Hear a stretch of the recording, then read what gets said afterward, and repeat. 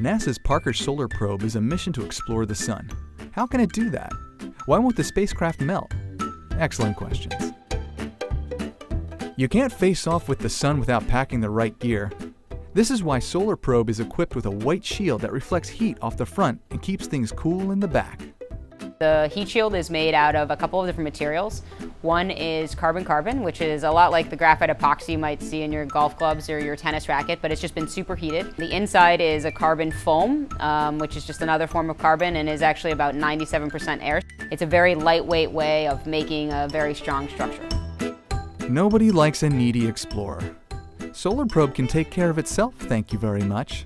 And that's because it has autonomy software that will keep its instruments safe and cool behind the heat shield. We're too far away to joystick it into place, so it basically has to always be sensing whether or not the heat shield is in the right position and correct itself if it isn't. There are these things called solar limb sensors that are just poking out at the very edge of the shadow, and if those get illuminated, the spacecraft knows, oh, I'm going the wrong direction, and can actually right itself. It's important to stay hydrated in the sun, even for a spacecraft.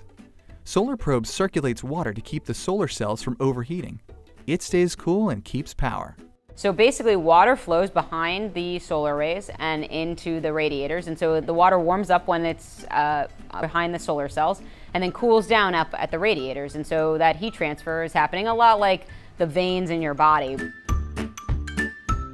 Yes, you read right. Heat is not the same as temperature. Temperature is a measurement, but heat is energy transfer. This matters because Solar Probe will be visiting the sun's outer layer, the corona. Like all stars, the sun is made of plasma. How tightly packed that plasma is depends on the layer.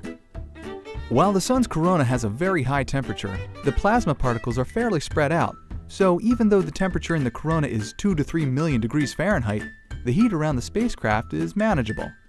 The corona and where we're going is actually not that dense at all. There are only a couple particles. And so when we think about it, those are very hot, but we're not touching a lot of them. It's the kind of like when you put your hand into an oven, and the oven might be at 400 or 500 degrees Fahrenheit, but your hand isn't at 400 or 500 degrees Fahrenheit.